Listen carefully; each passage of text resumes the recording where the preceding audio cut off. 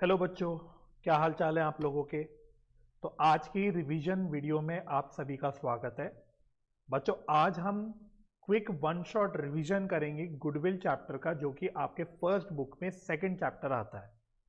ये एक 100% conceptual revision होगा, जिसमें हम लोग कॉन्सेप्चुअली सारी बातों को रिकॉल करेंगे। कोई भी क्वेश्चन वगैरह हम सॉल्व नहीं करेंगे इस वीडियो में।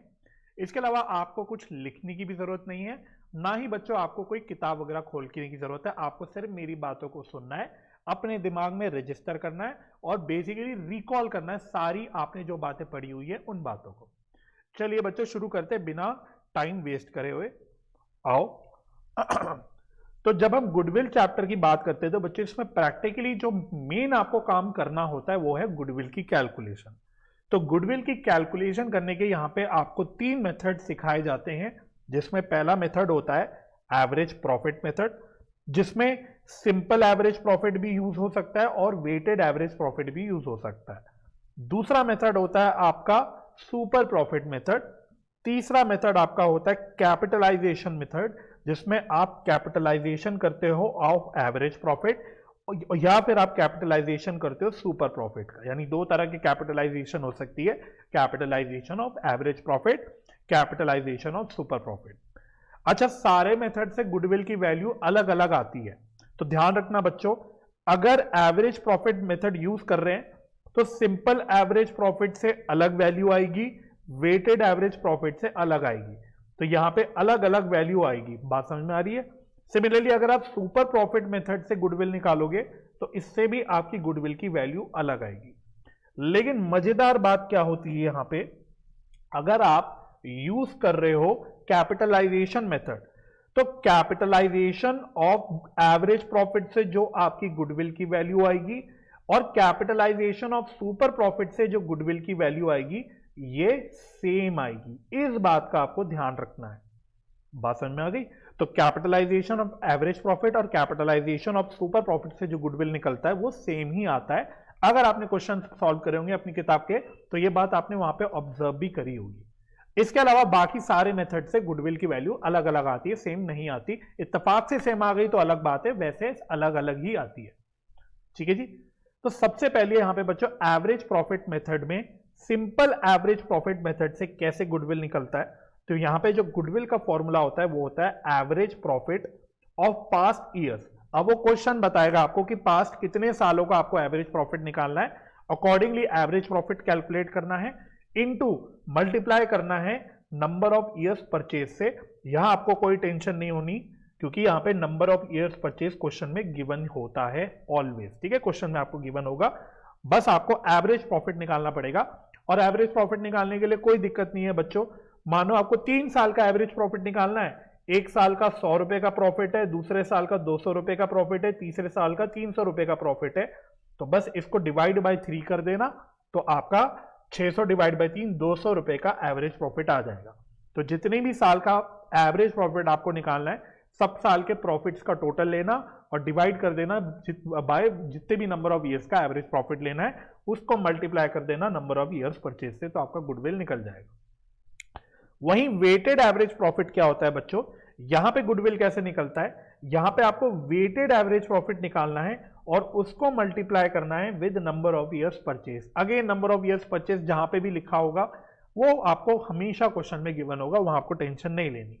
अब सवाल उठा, वेटेड एवरेज प्रॉफिट कैसे निकलता है, तो this is equal to sum of profits into weights divided by sum of weights. यानी कि बच्चों अगर मैंने ईयर 1, ईयर 2, ईयर 3, ईयर 4 4 साल के प्रॉफिट्स लेने, तो आपको यहां पे प्रॉफिट्स लेने पड़ेंगे चारों साल के, जितने भी प्रॉफिट्स क्वेश्चन में गिवन होंगे, और फिर हर साल के प्रॉफिट्स को उनके वेट से मल्टीप्लाई करना होगा।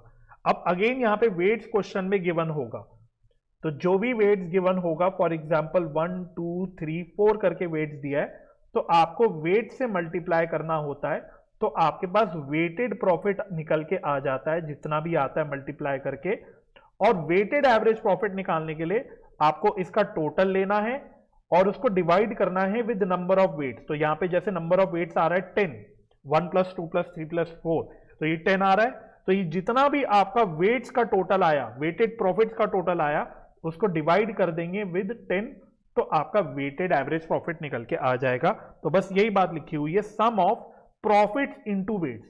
तो ये प्रॉफिट्स इनटू वेट्स करना है और उसको डिवाइड करना है विद सम ऑफ वेट्स, यानी 1 + 2 + 3 + 4। ठीक है, तो ऐसे आपका वेटेड एवरेज प्रॉफिट निकल जाता है। उसके बाद तो काम आसान है, उसके बाद आपको वेटेड एवरेज प्रॉफिट को मल्टीप्लाई करना है with number of years purchase. ठीक है, चलो आगे बढ़ेंगे। अच्छा, वेटेड एवरेज प्रॉफिट कब सूटेबल होता है, तो ये एक थ्योरेटिकल बेसिकली पॉइंट है।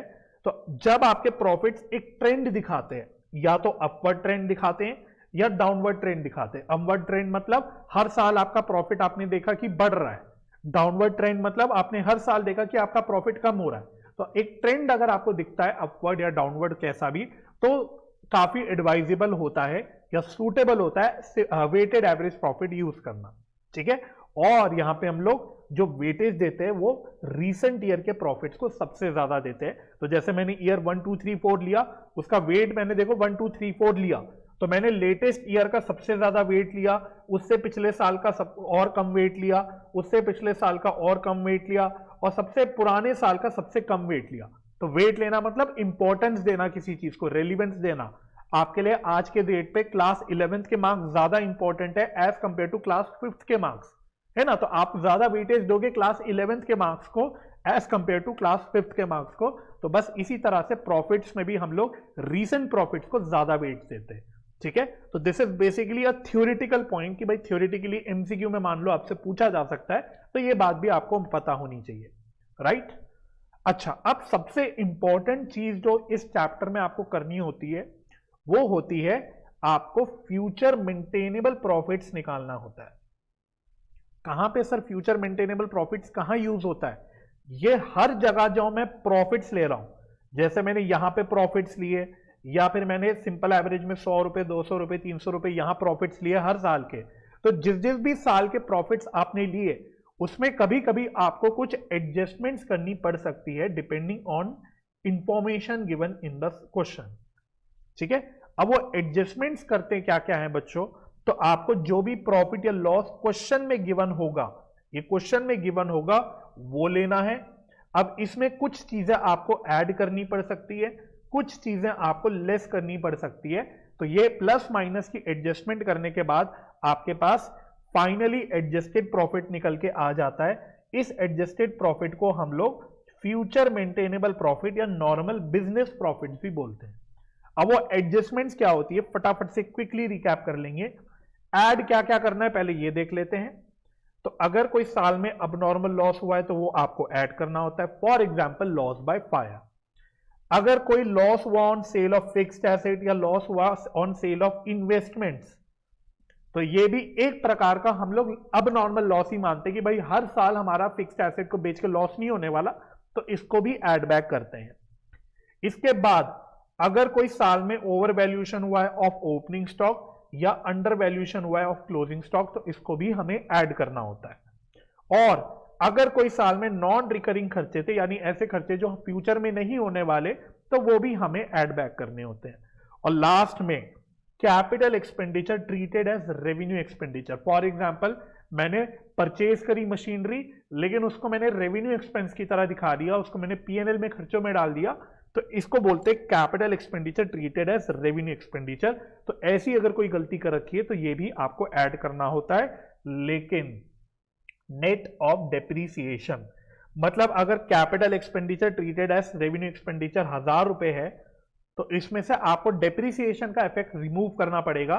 तो मानो इस पे 200 रुपए का डेप्रीसिएशन निकल के आता है, तो 200 रुपए का डेप्रीसिएशन माइनस करके आपको नेट में 800 रुपए ऐड करने हैं। बात समझ में आ गई? मैं मान रहा हूं क्वेश्चन आपने कर रखे होंगे तो आपको मेरी बात समझ आ रही होगी कि मैं क्या कर रहा हूं। इसके बाद आपको लेस क्या क्या करना होता है, माइनस क्या क्या करना होता है। अगर कोई अबनॉर्मल नेचर के गेन्स हुए हैं, for example gain on sale of fixed asset, तो वो माइनस करना है। या कोई इंश्योरेंस क्लेम रिसीव हुआ कोई लॉस के अगेंस्ट, वो भी अबनॉर्मल गेन है, वो आपको माइनस करना है। इसके अलावा अगर कोई ओवर वैल्यूएशन हुआ है क्लोजिंग स्टॉक या अंडर वैल्यूएशन हुआ है ऑफ ओपनिंग स्टॉक, तो ये आपको माइनस करना है। अगर कोई नॉन रिकरिंग इनकम्स है जो किसी साल में हुए हैं, जिसकी वजह से प्रॉफिट्स बढ़ के आ रहे हैं, जो लेकिन फ्यूचर में नहीं होने वाले, तो वो आपको लेस करना है, राइट। अच्छा, इसके अलावा अगर कोई नॉन ट्रेड इन्वेस्टमेंट से कोई इनकम आ रही है तो उसको भी आपको माइनस करना है। ठीक है, अभी आगे रिकॉल कर लेंगे कि नॉन ट्रेड इन्वेस्टमेंट क्या होता था, बट अगर नॉन ट्रेड इन्वेस्टमेंट से कोई इनकम है तो वो आपको माइनस करना है। इसके अलावा revenue expenditure treated as capital expenditure, इसको आपको माइनस करना है। Capital expenditure treated as revenue expenditure को ऊपर ऐड किया था, इसका उल्टा revenue expenditure treated as capital expenditure, इसको आपको माइनस करना है। अगेन नेट ऑफ डेप्रीसिएशन, है ना। तो revenue expenditure treated as capital expenditure मतलब मानो मैंने मशीनरी की कोई नॉर्मल रिपेयर का खर्चा किया तो ये रिपेयर का खर्चा एज अ खर्चा मतलब पीएनएल में आना चाहिए था, लेकिन मैंने इसको मशीनरी में डेबिट कर दिया, मैंने इसको मशीनरी की कॉस्ट में डेबिट कर दिया। तो इस तरह की गलती को बोलते हैं revenue expenditure treated as capital expenditure. तो अगर ऐसी कोई गलती हुई है तो ये आपको लेस करना पड़ेगा। अगेन सेम वे में net of depreciation effect, depreciation effect हटाने के बाद जो अमाउंट बचता है तो वो नेट अमाउंट आपको यहां पे लेस करना पड़ेगा। इसके अलावा अगर पार्टनर की कोई सैलरी वगैरह है जो एडजस्टेड नहीं है तो वो आपको लेस करके एडजस्ट करनी पड़ेगी। और अगर कोई ऐसा खर्चा है जो फ्यूचर में होने वाला है या किसी साल कोई खर्चा जो हुआ था लेकिन जो ओमिट हो गया, मतलब ऐसा कोई खर्चा जो कंसिडर नहीं हुआ लेकिन जो कंसिडर होना चाहिए था वो फ्यूचर में भी होगा, तो ऐसे खर्चों को भी आपको माइनस करना है। ये सब प्लस माइनस करने के बाद जो प्रॉफिट बचते हैं उसको बोलते हैं एडजस्टेड प्रॉफिट, या इसको ज्यादा फैंसी वर्ड अगर आप यूज करना चाहते हो तो फ्यूचर मेंटेनेबल प्रॉफिट बोल सकते हो। और फिर ये प्रॉफिट्स को लेके आपको गुडविल की आगे कैलकुलेशन करनी होती है। बात समझ में आ गई? ठीक है, तो जब चाहे आप एवरेज प्रॉफिट निकाल रहे हो, चाहे आप वेटेड एवरेज प्रॉफिट निकालना चाह रहे हो, चाहे आगे के मेथड में आप सुपर प्रॉफिट निकालना चाह रहे हो, हर जगह आपको ये फ्यूचर मेंटेनेबल प्रॉफिट्स ही लेके काम करना होता है। राइट, चलो तो नेक्स्ट मेथड होता है सुपर प्रॉफिट मेथड। तो सुपर प्रॉफिट मेथड, इससे गुडविल कैसे निकलती है? Super profit into number of years purchase. Number of years purchase question में गिवन होगा। सुपर प्रॉफिट क्या होता है सर? सुपर प्रॉफिट का मतलब होता है एवरेज प्रॉफिट या फिर actual profit, depending on question में क्या गिवन है, क्या जानकारी गिवन है। कभी एवरेज प्रॉफिट भी ले सकते हैं, कभी एक्चुअल प्रॉफिट भी ले सकते हैं, माइनस नॉर्मल प्रॉफिट। ठीक है, अच्छा यहां पे जो एवरेज प्रॉफिट या एक्चुअल प्रॉफिट लेते हैं, अगेन मैं याद दिला रहा हूं, इसके लिए आपको यहां पे क्या लेना होता है? Future maintainable profit.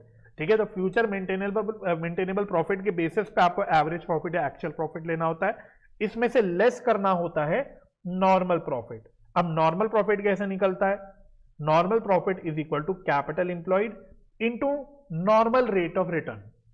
अच्छा, कैपिटल इंप्लॉयड लेने की जगह कभी कभी एवरेज कैपिटल इंप्लॉयड भी ले सकते हैं। एवरेज कैपिटल इंप्लॉयड मतलब opening capital employed plus closing capital employed divided by 2। Again depend on question, question में जैसा लिखा होगा जो गिवन होगा अकॉर्डिंगली आपको लेना पड़ेगा। ठीक है, हालांकि आपके लिए जनरली कैपिटल इंप्लॉयड ही लेके काम चल जाता है। राइट, अब कैपिटल इंप्लॉयड क्या होता है, ये कैसे निकलता है? तो उसके लिए अगला एरो पॉइंट दे रखा है। Capital employed means capital invested in the firm to carry on business, it is calculated as follows. तो कैसे निकलता है? दो अप्रोच होते हैं बच्चों कैपिटल इंप्लॉयड निकालने के। एक को हम बोलते हैं लाइबिलिटी साइड अप्रोच, दूसरे को हम बोलते हैं asset side approach. Liability side approach and asset side approach. तो लाइबिलिटी साइड अप्रोच से कैसे गुडविल निकलती है, सॉरी कैसे कैपिटल इंप्लॉयड निकलता है? उसमें हमें पार्टनर्स कैपिटल लेना है, अगर पार्टनर्स का करेंट अकाउंट है तो वो भी लेना है, प्लस रिजर्व्स लेनी है। अगर कोई एग्जिस्टिंग गुडविल बैलेंस शीट में आ रही है वो माइनस करना है, कोई फिक्टिशियस एसेट्स आ रहे हैं वो माइनस करने हैं, और कोई नॉन ट्रेड इन्वेस्टमेंट आ रही है तो वो माइनस करनी है। तो ये सब प्लस माइनस करके लाइबिलिटी साइड अप्रोच से आपका कैपिटल एम्प्लॉयड निकल जाता है। वहीं अगर आप एसेट साइड अप्रोच यूज करना चाहते हो तो उसके लिए टोटल एसेट्स लेने हैं माइनस टोटल आउटसाइड लाइबिलिटीज करनी है, मतलब बाहर वालों की लाइबिलिटीज जैसे क्रेडिटर्स, बैंक लोन, तो टोटल आउटसाइड लाइबिलिटीज माइनस करनी है। इसके आगे वही काम है, अगर कोई एग्जिस्टिंग गुडविल है बैलेंस शीट में आ रहा है वो माइनस करना है, अगर बैलेंस शीट के एसेट साइड पे कोई फिक्टिशियस एसेट्स आ रहे हैं वो माइनस करने हैं, और अगर एसेट साइड पे कोई नॉन ट्रेड इन्वेस्टमेंट आ रहा है तो वो माइनस करना है। राइट, अच्छा नॉन ट्रेड इन्वेस्टमेंट का क्या मतलब होता था? It means those investments which are made to earn profits by investing surplus fund and not for furtherance of business। तो ये डेफिनेशन कोशिश करना कि आप रट लो नॉन ट्रेड इन्वेस्टमेंट की। ऐसी इन्वेस्टमेंट होती है नॉन ट्रेड इन्वेस्टमेंट जो सिर्फ करी जाती है टू अर्न प्रॉफिट अपने सरप्लस फंड्स को इन्वेस्ट करके। मतलब जैसे मैंने एज अ बिजनेस बोला कि मेरी जेब में कुछ फालतू पैसा पड़ा है जो अभी बिजनेस में लग नहीं रहा, तो फालतू पैसा रखने की जगह मैं बोलता हूं चलो इसको मैं कहीं आगे जाके इन्वेस्ट कर देता हूं, इन्वेस्ट करके उस पर कुछ मुनाफा ही कमा लूंगा। तो ऐसी इन्वेस्टमेंट को बोलते हैं नॉन ट्रेड इन्वेस्टमेंट। जो वो इन्वेस्टमेंट जो अपने बिजनेस को आगे बढ़ाने के लिए करी जाती है, ऐसी बिजनेस को बोलते हैं ट्रेड इन्वेस्टमेंट। तो ऊपर के फॉर्मूले में, कैपिटल इंप्लॉयड के फॉर्मूले में हमको नॉन ट्रेड इन्वेस्टमेंट माइनस करनी होती है। और वहीं अगर मैं ऊपर वापस ही आपको लेके जाऊं, इनकम अगर होती है कोई नॉन ट्रेड इन्वेस्टमेंट पे, तो वो भी हमें माइनस करना होता है प्रॉफिट्स निकालने के लिए। एडजस्टेड प्रॉफिट या फ्यूचर मेंटेनेबल प्रॉफिट्स की कैलकुलेशन में हमें income from non trade investment minus करना होता है। तो दो जगह इसको आपको ध्यान रख के चलना है।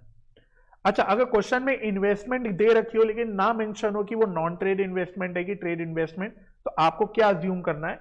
तो अगर क्वेश्चन साइलेंट है तो आपको अज्यूम करना होता है कि इन्वेस्टमेंट नॉन ट्रेड इन्वेस्टमेंट है।